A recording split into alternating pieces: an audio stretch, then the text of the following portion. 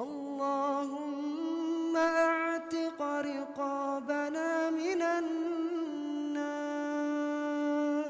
ورقاب أزواجنا من النار ورقاب آبائنا وأزواجنا وذرياتنا من النار. Assalamualaikum warahmatullahi wabarakatuh. Alhamdulillah wassalatu wassalamu ala rasulillah wa ala alihi wa sahbihi wa mawalah wa la hawla wa la quwata illa billahi wa ba'd.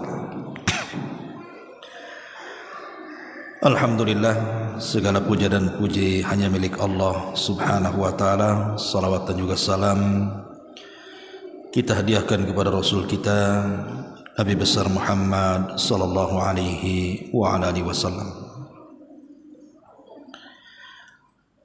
Pembahasan di malam hari ini sebuah hadis yang dikeluarkan dari Imam Al-Bukhari dari hadis Abdullah ibnu Umar radhiyallahu anhu. Hadis yang sangat masyhur sekali yang mengingatkan kita tentang zuhud di dunia. Kita baca hadisnya. An Ibni Umar radhiyallahu anhu maqala akhadha Rasulullah sallallahu alaihi wasallam bimankibi wa kana Ibnu Umar faqala sallallahu alaihi wasallam kun fid dunya ka'annaka gharib aw 'abiris sabil.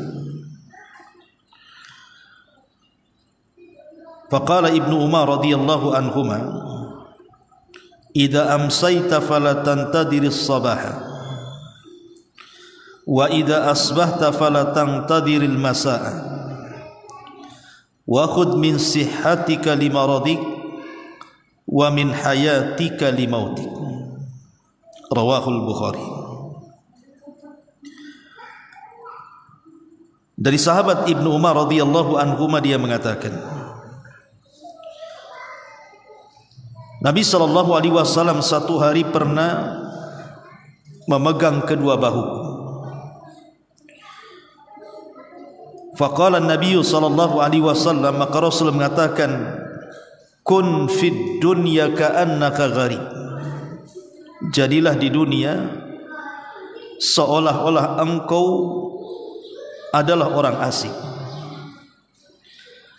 Aw 'abiru sabilin, atau lebih dalam daripada itu, abirus sabil, seperti orang yang sedang safar melintasi jalan. Kemudian Abdullah ibn Umar radhiyallahu anhuma mengambil manfaat dari sabda Nabi ini dan mengatakan, idza asbahta fala tantadiril masa. Afwan, idza amsayta fala tantadiris sabah wa idza asbahta fala tantadiril masa. Apabila engkau di waktu sore maka jangan menunggu di waktu pagi, dan apabila engkau di waktu pagi maka jangan menunggu sampai datangnya sore. Ambillah dari kesehatanmu sebelum masa sakitmu, dan ambillah dalam kehidupanmu sebelum datang kematian. Ma'asyiral muslimin wal muslimat rahimani wa rahimakumullah. Hadis ini adalah hadis yang agung yang mengajarkan kepada kita tentang zuhud. Apa itu zuhud? Nanti kita akan jelaskan beberapa perkataan salaf tentang ini. Kita akan sedikit memahami hadis ini kalimat per kalimat. Di sini Nabi sallallahu alaihi wasallam mengatakan kepada Ibnu Umar, kun fid dunya ka'annaka gharib. Jadilah Ibnu Umar di dunia ini seolah-olah engkau orang asing. Yang namanya orang asing, tentu dia tidak akan terikat hatinya dengan daerah yang dipijaknya. Seandainya umpamanya antum belum pernah ke Batam, tiba-tiba kemudian datang ke Batam, tidak ada kerabat satupun di sini, tidak ada keluarga, tidak ada siapa-siapa yang mengenal kita. Tidak mungkin orang itu langsung betah dan kerasan. Pasti hatinya pun masih menimbang-nimbang apakah perlu tinggal di sini atau tidak. Itu disebut gharib, artinya orang asing. Tapi maksud Nabi SAW di sini artinya kehidupan dunia yang kita pijak ini Rasul mengistilahkan seperti orang asing. Maknanya bahwa seseorang tidak boleh mengikat hati dengan dunia, karena kita di daerah yang bukan daerah kita. Ini bukan tempat yang bukan tempat kita. Itulah makna gharib di sini. Dan lebih dalam daripada itu, Nabi SAW mengatakan au abiru sabilin, ataupun orang yang melintas jalan alias musafir. Seseorang musafir kalau seandainya singgah di satu tempat dan belum sampai kepada tujuan yang dituju, tentu tidak akan mungkin lama kalau hanya sekedar beristirahat. Seperti mamanya kita naik bus lah, kalau di Jawa itu kan jauh-jauh tuh bus tuh. Biasanya ada tempat-tempat istirahat. Kalau lelah kemudian berhenti, mungkin di situ ada makanan yang dijual atau mungkin ingin buang hajat dan begitu seterusnya. Kemudian melanjutkan perjalanan lagi. Lah seperti itulah Nabi SAW mempermisalkan bahwa dunia ini hanya tempat markir saja. Habis itu kemudian berangkat lagi. Inilah yang disebut dengan haqiqatuz zuhdi namanya, hakikat zuhud. Bahwa hakikat zuhud itu artinya qisarul amali fid dunya, memendekkan angan-angan tentang dunia.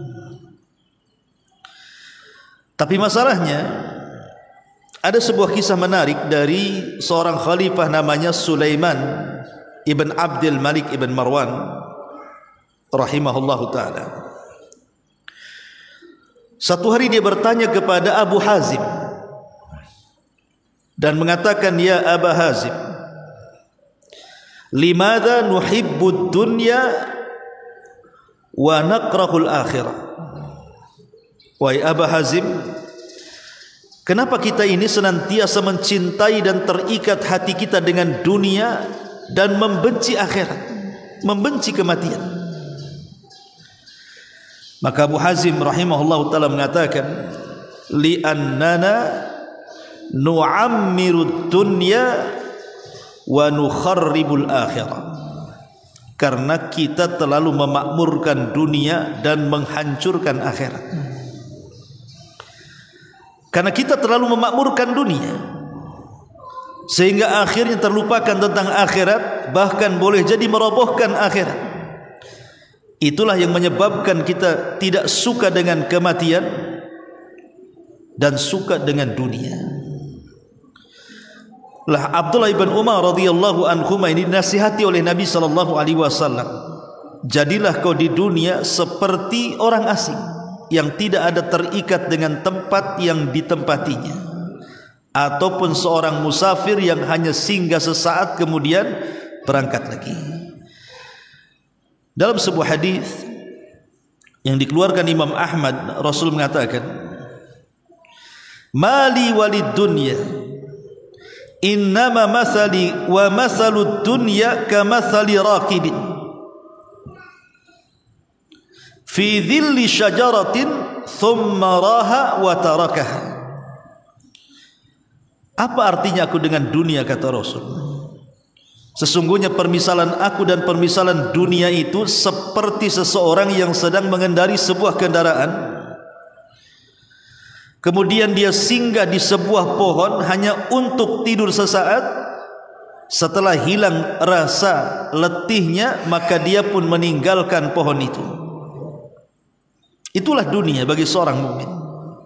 Istirahat sebentar, kemudian berangkat lagi. Bahkan Ali radhiyallahu an dengan tegas mengatakan, "Inna dunya qad irtahalat mudbiratan wa innal akhirati qad irtahalat muqbilatan wa likulli minhuma banun fakunu min abna'il akhirati wa la takunu min abna'id dunya fa innal yawma 'amalun wa la hisab wa ghadan hisabun wa la 'amal." Ali radhiyallahu anhu mengatakan, sesungguhnya dunia ini sungguh telah berlalu ke belakang dan akhirat akan berlalu ke depan. Pada tiap-tiap keduanya, dunia dan akhirat itu memiliki anak-anak. Maka jadilah anak-anak akhirat, jangan jadi anak-anak dunia. Karena hari ini di dunia adalah tempat amal bukan hisab, dan kelak di akhirat itu di akhirat itu tempat hisab dan tidak ada amal. Begitulah nasihat Ali radhiyallahu an kepada kita, jadilah anak-anak akhirat, jangan menjadi anak-anak dunia. Ma'asyiral muslimin yang dimuliakan Allah Subhanahu wa taala, baik kita masuk dalam perkataan Ibnu Umar. Jadi Ibnu Umar cerdas. Ketika dia dinasihati oleh Nabi SAW, wahai Ibnu Umar, jadilah di dunia seperti orang asing atau seperti seorang musafir. Apa kata Ibnu Umar? Idza amsayta fala tantadiri as-sabaha. Kalau engkau di waktu pagi, kalau engkau di waktu sore, jangan menunggu kematian sampai di waktu pagi. Karena antara sore dan pagi itu tidak ada yang tahu tentang kematian kita.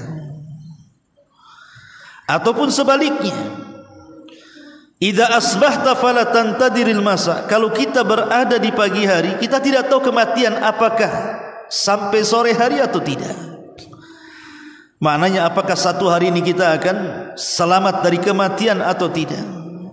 Makanya dalam hadis Bara bin Azib radhiyallahu anhu, Rasul sedang berjalan bersama beberapa para sahabat, kemudian melintasi kuburan.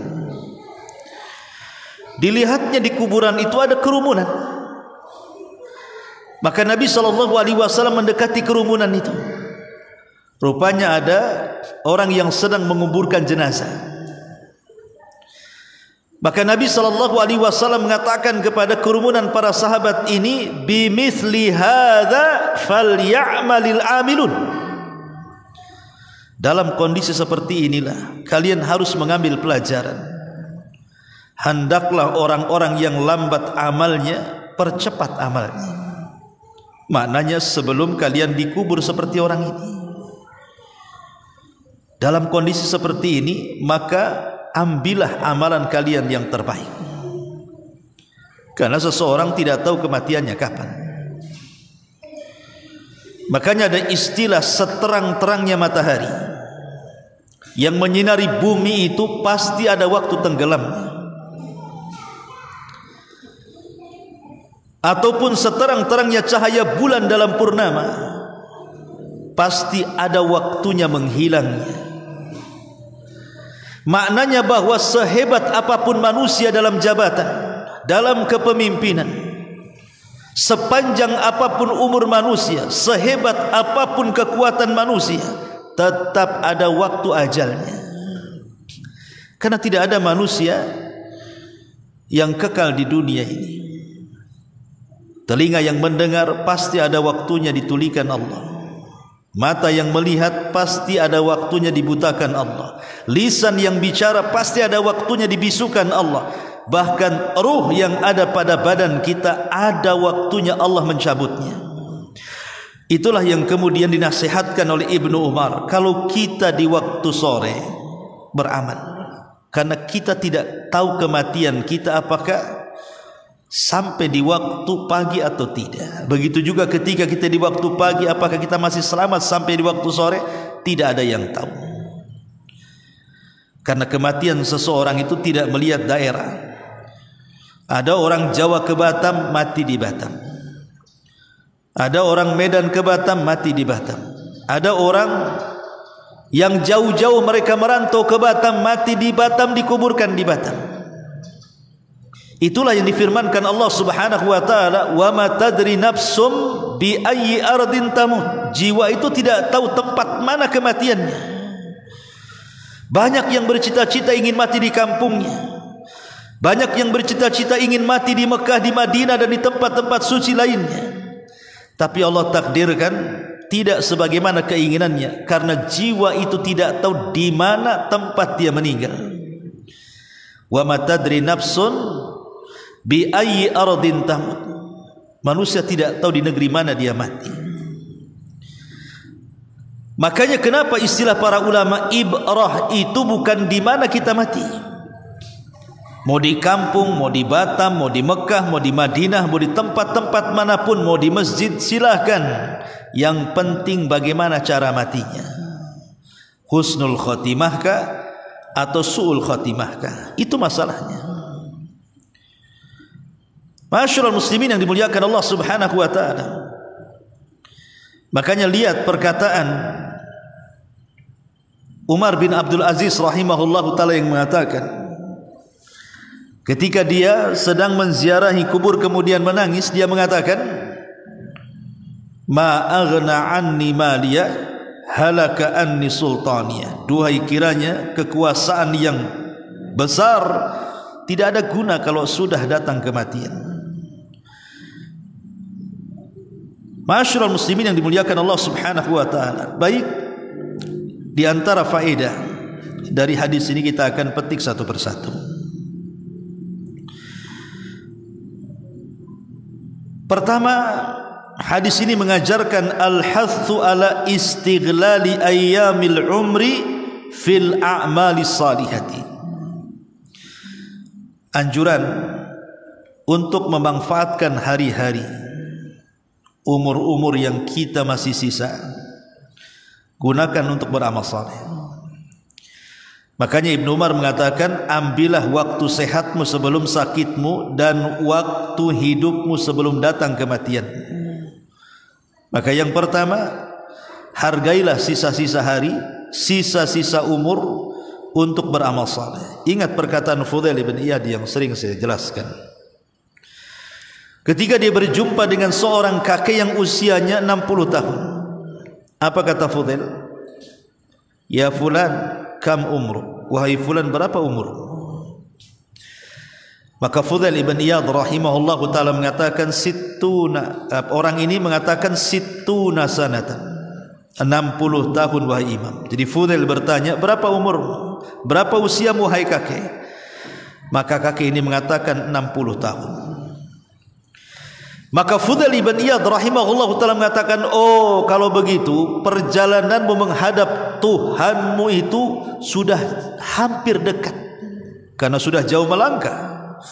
Sudah 60 tahun kau berjalan, artinya tujuanmu sudah hampir dekat.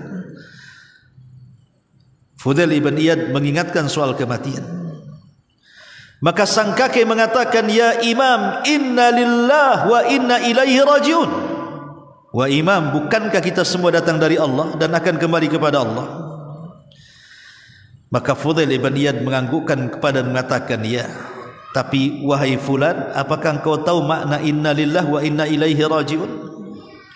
Maka sang kakek mengatakan, tidak tahu wahai imam, idzan fassir lana. Kalau gitu Pak, tafsirkan kepada kami. Maka Fudail ibn Iyad mengatakan, makna inna lillah artinya inna lillahi abdun.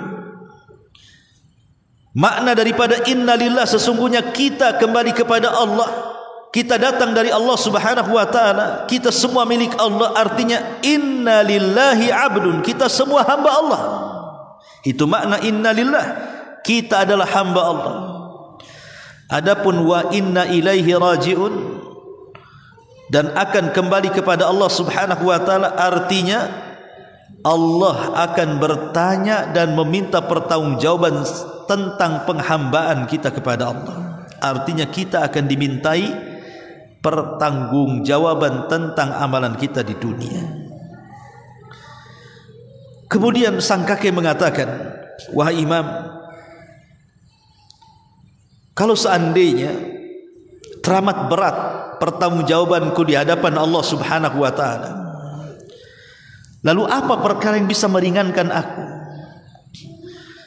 Maka Fudail ibn Iyad mengatakan, selamatkan sisa umurmu. Kata Fudail ibn Iyad, selamatkan sisa umurmu, maka Allah akan mengampuni dosamu yang telah kau lakukan dan yang sedang kau lakukan.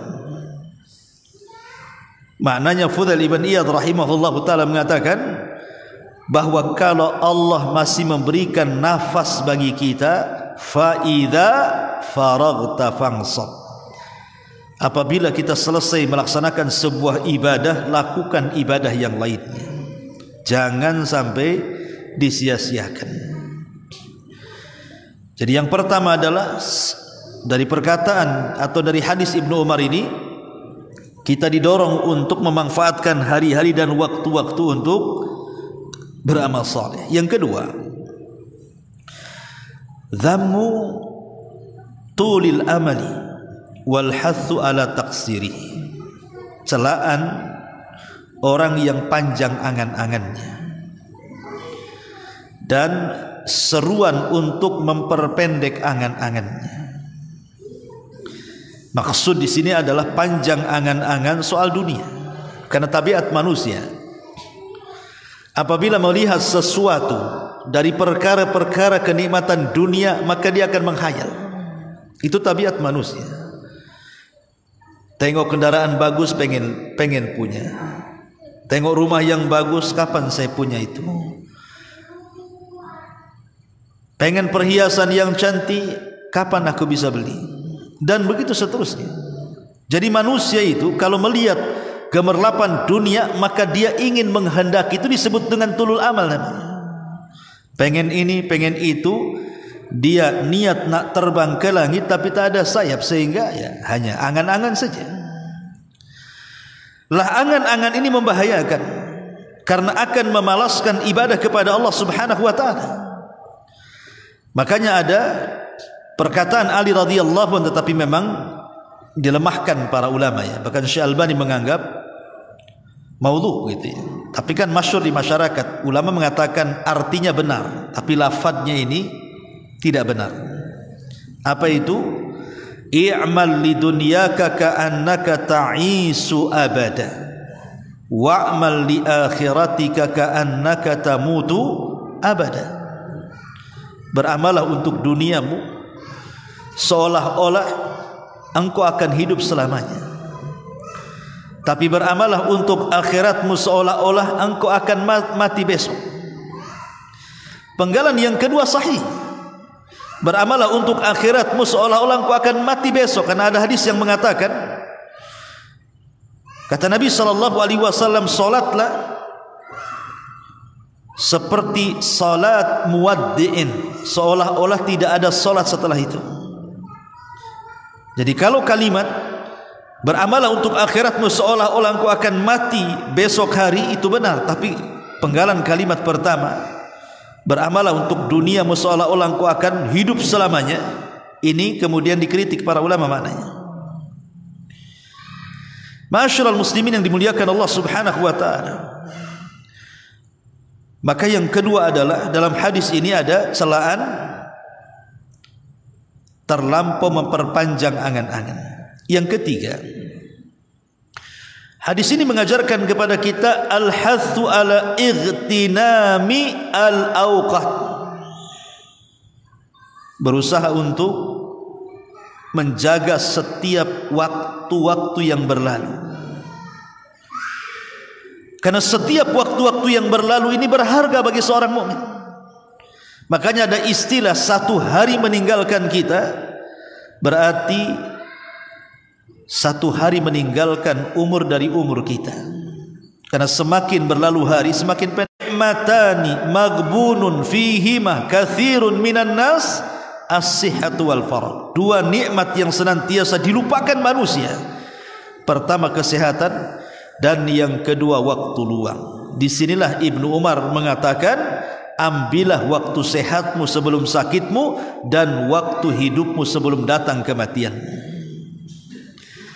Ini di antara faedahnya. Kemudian juga faedah selanjutnya, halul mu'min fid dunia. Bagaimana seorang mukmin itu berjalan di dunia? Maka hadis Ibnu Umar mengatakan bahwa seorang mukmin berjalan di dunia ini jangan sampai kemudian hatinya terpaut dengan dunia. Cukuplah badan kita ini yang hidup di dunia, tapi hati jangan dipautkan dengan dunia. Inilah yang disebut dengan zuhud namanya. Hasan Sufyan Ats-Tsauri rahimahullahu taala, dia kan ulama kaya, ikhwan. Ketika kemudian dia ditanya oleh muridnya, wahai imam, engkau selalu bicara soal zuhud, katanya. Di mana-mana kau bicara soal zuhud, dan engkau adalah imamuz zahidin, imamnya orang-orang yang zuhud.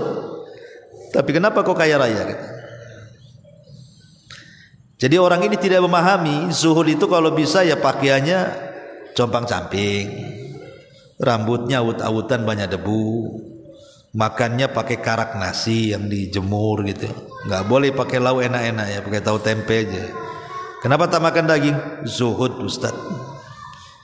Itu baju itu udah berapa hari tak ganti? Zuhud, Ustaz. Kenapa sandalnya itu pakai terapi ya? Zuhud, Ustaz. Bukan itu, bukan zuhud, itu orang miskin itu.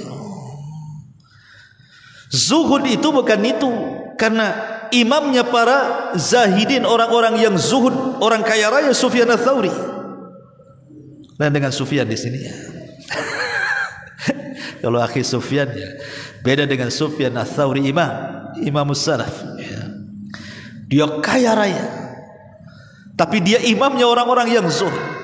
Jadi ditanya oleh muridnya, engkau ini bicara zuhud dan kau imamnya orang-orang yang zuhud, tapi kekayaanmu melimpah.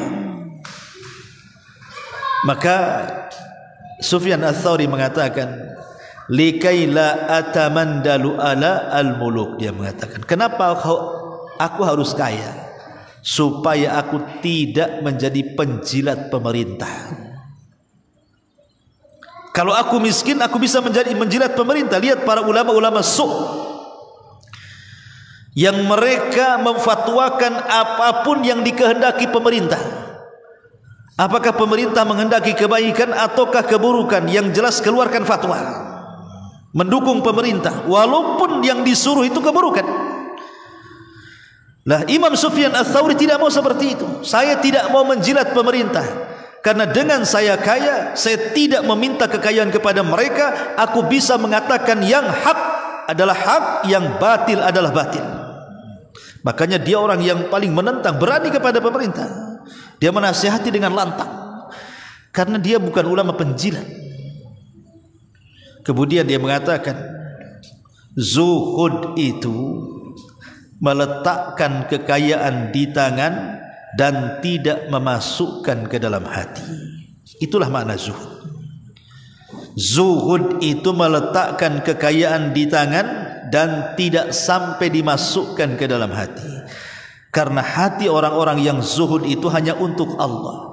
Seandainya ada kekayaan yang datang, cukup mampir di tangan. Kalaupun seandainya kekayaan hilang, maka hilang dari tangan. Ketika kemudian hanya mampir di tangan dan hilang dari tangan, hati tidak mungkin terpengaruh. Mau miskin pun dia tidak akan sedih, karena hanya dari tangan ke tangan saja. Datang uang di tangan, pergi uang dari tangan, tidak sempat mampir di hati. Tapi kebanyakan orang itu banyak yang menjadikan uang itu sebagai hambanya, sehingga Nabi SAW mengatakan, ta'isa abdu dinar wa ta'isa abdu dirham. Celaka hamba-hamba dinar dan dirham. Sebelum tidur yang terpikir uang, dalam tidur mimpinya uang, bangun tidur cerita uang, sepanjang hari lagunya uang, dan begitu seterusnya. Lah kalau sudah seperti ini, maka sulit untuk zuhud. Ini juga diantara faedah bahwa kondisi seorang mukmin dengan dunia ini, seolah-olah dunia ini hanya tempat berniaga untuk akhirat. hanya tempat untuk bertani untuk akhirat. Kalau dia sukses berniaga untuk akhirat, maka dia akan mengambil keuntungan yang baik di akhirat. Kalau dia sukses menanam di ladang dunia untuk akhirat, maka dia akan menuai kebaikan di akhirat. Ad-dunya mazra'atul lil akhirah. Dunia ini tempat bercocok ladang untuk akhirat. Kemudian juga di antara faedah hadis ini al-hathu ala al-isti'dad lil akhirah. Dorongan agar kita senantiasa mempersiapkan diri untuk akhirat yang kita akan hadapi. Ali radhiyallahu anhu ketika ditanya soal makna takwa, ya Amirul Mukminin, apa sih takwa itu?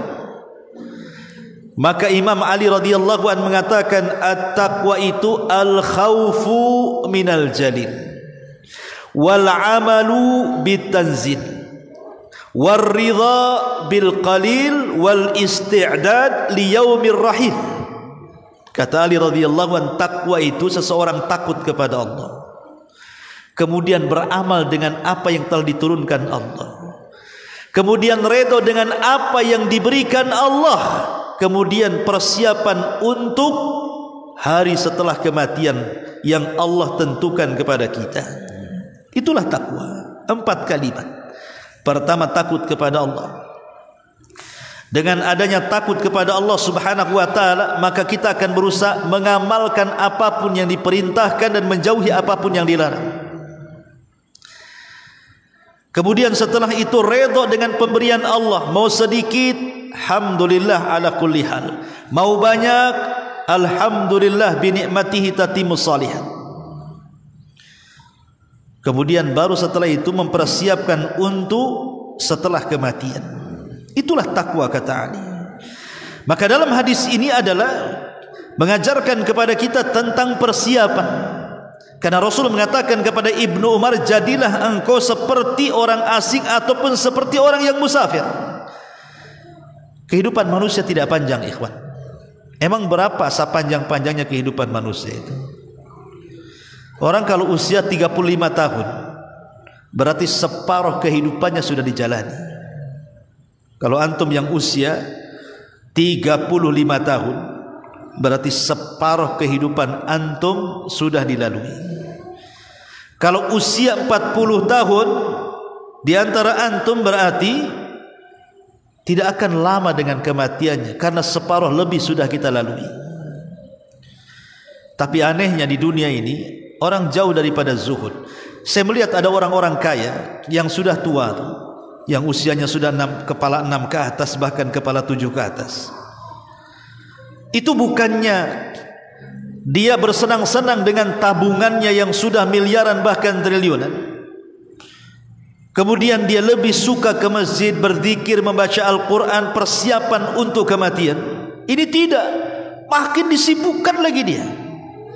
Makin banyak kemudian usaha-usaha dan cabang-cabangnya. Makin tidak pernah pula tinggal di masjid, tidak pernah hadir di majelis ta'lim. Kenapa seperti itu? Itulah terkadang ketika orang itu tergila-gila dengan dunia, maka yang tua menjadi muda. Yang menjadikan orang itu tua menjadi muda itu karena tulul amal. Seseorang itu panjang angan-angan dan juga takut dengan kematian. 2 perkara inilah orang tua menjadi muda. Kalau sudah angan-angannya kemana-mana soal dunia, kemudian takut dengan kematiannya, maka dia tidak pernah merasa tua dalam dirinya. Hilang perasaan zuhudnya. Padahal Nabi SAW mengatakan kepada Ibnu Umar, jadilah di dunia seolah-olah engkau orang asing ataupun seperti seorang musafir. Ma'asyiral muslimin yang dimuliakan Allah subhanahu wa ta'ala. Kemudian juga di antara faedah ini, bagaimana baiknya seorang Nabi mengajarkan kepada kita cara mengajar manusia. Dengan cara apa? Bidharbil amthilati al-muqniati, dengan cara memberikan contoh yang memuaskan. Makanya kalau antum menjadi seorang pengajar, ya minimalnya bagi anak-anak kita lah, bagi anak-anak kita, bagi istri kita, bagi keluarga kita, maka cara mengajar yang baik tirulah cara mengajar Nabi. Dengan cara apa? Memberikan contoh. Rasul memberikan contoh di sini. Karena kehidupan tidak akan lama, maka Rasul memberikan contoh seolah-olah ke orang asing yang tidak terikat dengan dunia, atau seolah-olah seorang musafir yang hanya singgah sesaat kemudian pergi. Itu kan berikan contoh namanya. Maka ketika mengajar itu perlu memberikan contoh itu untuk takribul fahmi, mendekatkan sebuah pemahaman. Kemudian juga di antara faedah ini adalah kata para ulama, al-mubadaratu ilal a'mali as-salihah fil waqti alladhi anta fihi, bersegeralah untuk mengamalkan amal saleh di waktu yang Anda sedang gunakan. Karena Ibnu Umar mengatakan apa? Kalau engkau di waktu pagi, jangan nunggu di waktu sore. Kalau engkau di waktu sore, jangan nunggu di waktu pagi. Artinya ketika berada di waktu itu, pikirkan kira-kira apa yang bermanfaat untuk akhiratnya. Kira-kira apa tuh? Karena kalau sekarang ini dengan adanya handphone, dengan adanya program-program dalam handphone, YouTube dan yang semacamnya itu, manusia dilalaikan ya kawan. Kadang-kadang satu hari dari pagi sampai sore dia melihat YouTube aja, entah apa yang dilihat. Ya kalau dengerin ngaji gitu ya, dengerin ceramah, kemudian ataupun ingin belajar tentang masalah dunia, entah pertukangan, entah masak, entah apa, mungkin ada manfaatnya ya.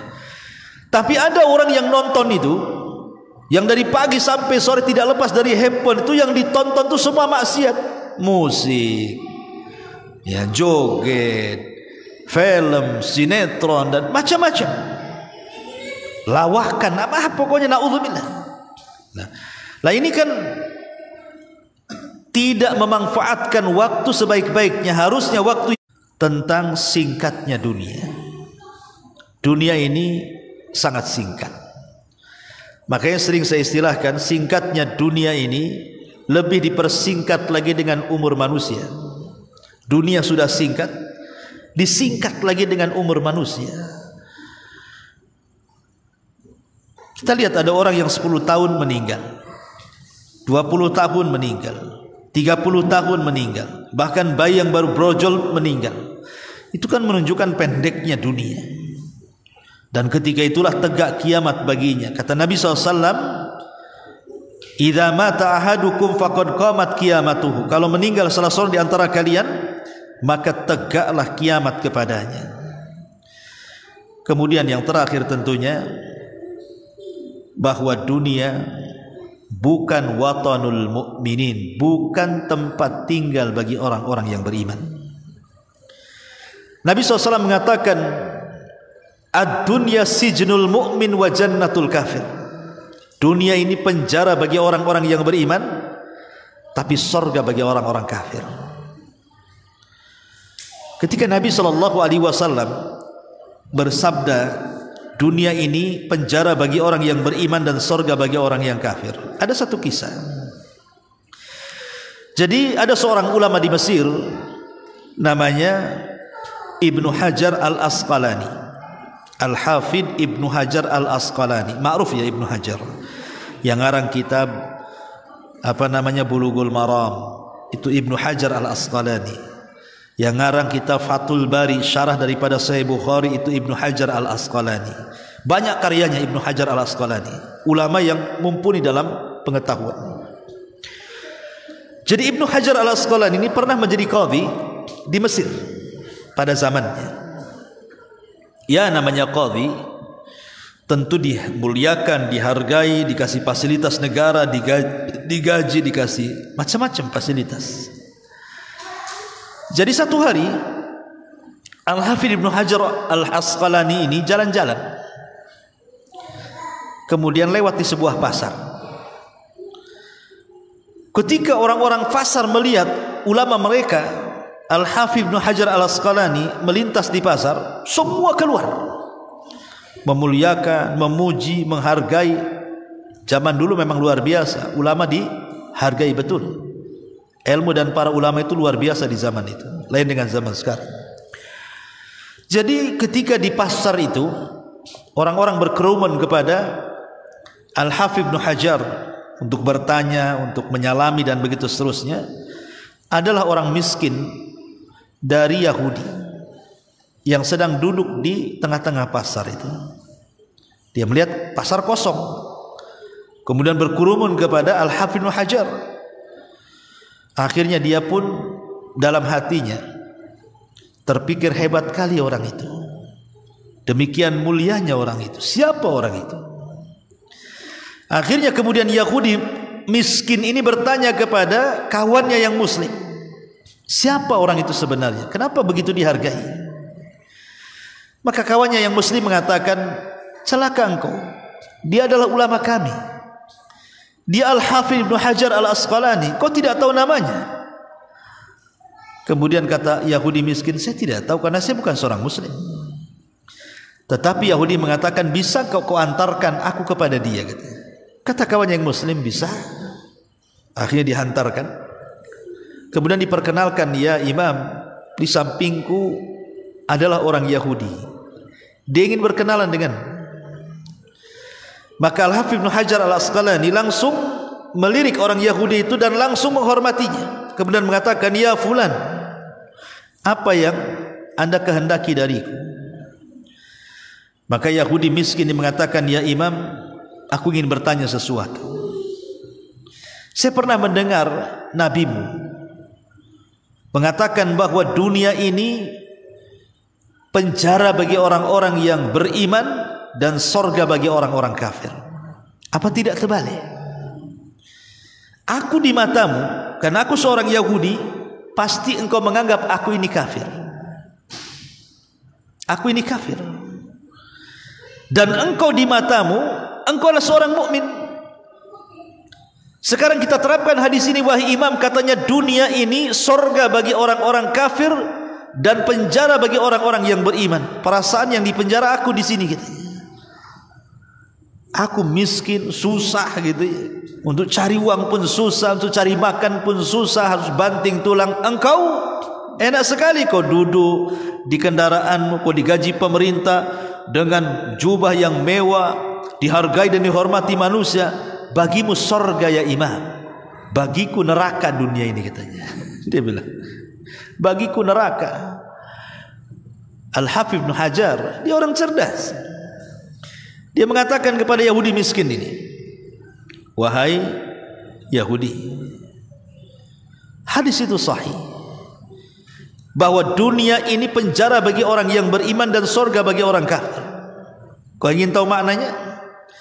Maka kata Al-Hafidz Ibnu Hajar mengatakan, adapun dunia penjaga bagi orang, penjara bagi orang-orang yang beriman, ya. Karena saya atau seluruh orang-orang yang beriman masih terpenjara dengan dunia ini. Kami belum bebas dengan dunia ini. Kami harus melaksanakan kewajiban Allah, salat, puasa, zakat, haji dan begitu seterusnya. Kami masih dibebankan dengan syariat, masih dianjurkan thalabul ilmi, bersedekah, beribadah dan yang lainnya. Kami juga masih disentuh dengan sakit, dengan ujian dan begitu seterusnya. Tapi kami dijanjikan oleh Allah Subhanahu wa taala dengan sorga pada hari kiamat. Jadi apa yang kami derita di dunia, dari itu semuanya akan tergantikan dengan sorga. Maka di dunia kami terpenjara karena masih mengharuskan untuk beribadah kepada Allah. Tapi engkau wahai Yahudi, kata Ibnu Hajar, kenapa dunia sorga bagimu? Kenapa dunia ini sorga bagimu? Karena dibandingkan dunia dan neraka yang menantimu, itu lebih ringan ujian di dunia daripada Allah masukkan kau ke neraka. Maka dunia bagimu masih sorga bila dibandingkan dengan neraka yang menantimu. Masyarul muslimin yang dimuliakan Allah Subhanahu wa taala, ini di antara faedah-faedah makna dari hadis Abdullah ibnu Umar radhiyallahu anhuma. Wallahu alam, mudah-mudahan ada manfaatnya. Subhanakallahumma bihamdika asyhadu an la ilaha illa anta astaghfiruka wa atubu ilaik. Allahu taala alam. Assalamualaikum warahmatullahi wabarakatuh.